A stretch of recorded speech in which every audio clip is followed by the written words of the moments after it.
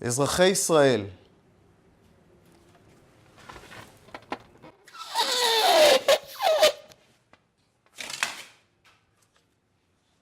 אזרחי ישראל, אני פונה אליכם בעקבות המצב בשידור מיוחד זה, כי זוהי עת שדורשת מאיתנו אומץ לב ותעצומות נפש.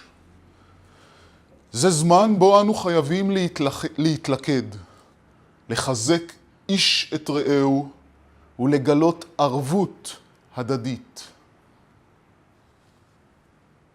יש לי חלום. יש לי חלום שנוכל לחיות במקום הזה ברוגע. שנספק לילדינו אופק פתוח, חופשי ובטוח. יש לי חלום שנשיג שוויון הזדמנויות בחינוך, בדיור, שיוקר המחיה יהיה שפוי. יש לי חלום שנממש את גן העדן שאלוהי משה, ישו ומוחמד בראו עבורנו.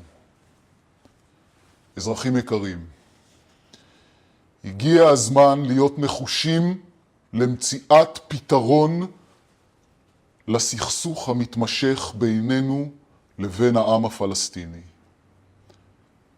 בימים האחרונים נפגשתי עם בעלי משפחות פלסטיניות שמחזיקות את המפתחות לבתים שלהם ביפו, בחיפה, בירושלים ובמקומות אחרים. משפחות שנאלצו לעזוב את בתיהם בשנת 1948. אנחנו לא פתחנו במלחמה הזאת. ההנהגה הערבית לא כיבדה את החלטת האו"ם לחלוקת הארץ. ההנהגה שלהם החליטה לצאת במלחמה נגדנו.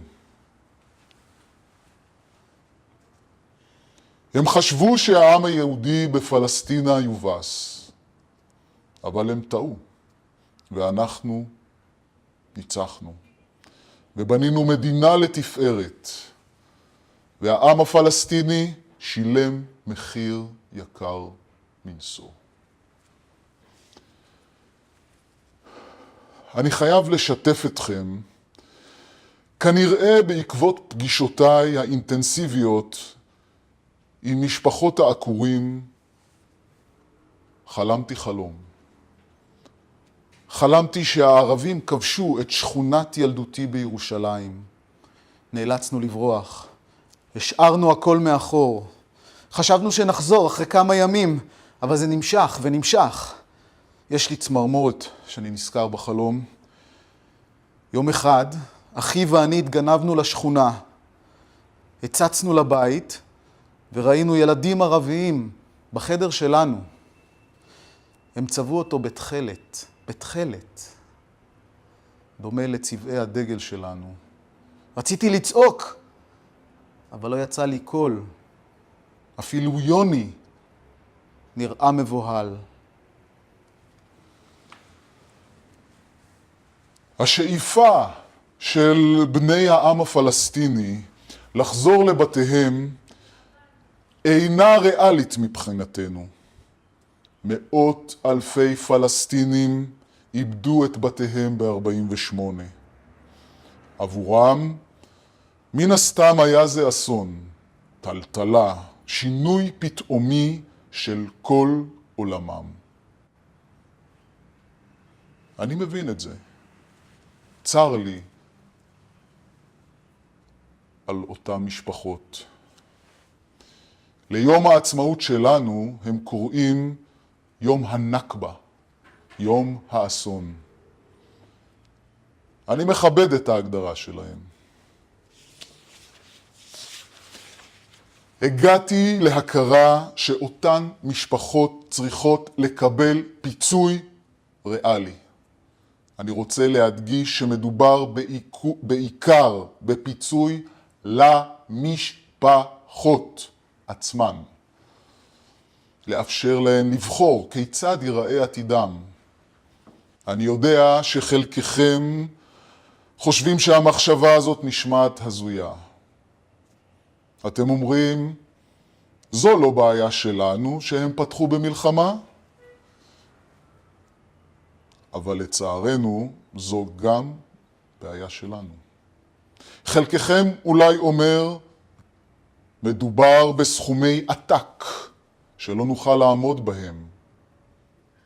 זה נכון, אך אפשרי. אחינו, עולי יהדות עיראק, לוב, מצרים ומדינות ערב אחרות ודאי אומרים, גם אנחנו נאלצנו לעזוב את רכושנו שהולאם על ידי הממשלות, קיבלנו פיצוי כלשהו? זה נכון. אני חושב שגם לאחינו המזרחים מגיע פיצוי הולם. הם לא הורשו להוציא מארצם כסף, תכשיטים, בתיהם נשארו מאחור. מדינת ישראל קיבלה סכומים עצומים במסגרת הסכמי השילומים עם גרמניה. הניצולים שבחרו בכך קיבלו פיצויים אישיים, רנטות חודשיות. אני מאמין שהמעצמות הגדולות, ארצות הברית, האיחוד האירופי, ואף יהדות העולם ומדינות ערב יירתמו לסייע בתשלום של הפיצויים למשפחות הפלסטיניות ולעולים היהודים ממדינות ערב. אני רוצה לפנות היום לא רק אליכם, אזרחי ישראל. אני רוצה לפנות גם לעם הפלסטיני ולהנהגה הפלסטינית. בואו ננסה להיות פרגמטיים. בואו ננסה לבנות חיים טובים לאזרחים שלנו. אני אומר לכם היום, כן, אני מכיר באסון שלכם, בנכבה שלכם. כן, אני יודע שכסף לא ירפא את הגעגועים לבית ילדותכם. אני יודע שהכסף לא יפתור את תחושות ההשפלה. אני בטוח גם שחלקכם יתאב את ההצעה, או כל פשרה, כפי שמנחם בגין התנגד בתוקף לשילומים, לכל קשר עם גרמניה, לכל מרק ששולם. רבותיי, גיבוש הסכם קבע הוא משימה אזורית אפשרית. בואו נחתור להסכם שיכבד את ההיסטוריה של כל אחד מהעמים.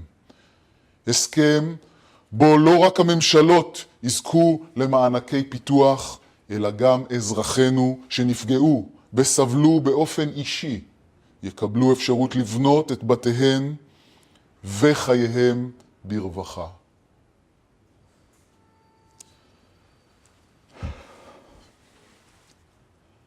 אני רוצה עכשיו לפנות לאחיי המתנחלים. בוני הארץ, שומרי ארץ ישראל, הלכנו יד ביד כברת דרך ארוכה. אני יודע שדבריי פוצעים אתכם. יש לכם זכויות רבות. ממשלות ישראל לאורך כל ההיסטוריה נתנו בכם את אמונם. אני יכול להבטיח לכם באופן אישי שכל משפחה שתבחר או תיאלץ להתפנות במסגרת הסכם הקבע תקבל תמיכה מלאה בכל המישורים בתהליך המעבר והבנייה של היישובים החדשים. גם בנושא הזה המדינה עשתה בעבר טעויות בלתי נסבלות בסחבת, בפיצויים לא הולמים, בחוסר הקשבה לצרכים הפיזיים, המנטליים וההתמודדות הרגשית הכרוכה בעקירה. זוהי עת של תיקון. מי ייתן ונוכל להחזיר את גן העדן שיבש ולחיות בשלום ורווחה.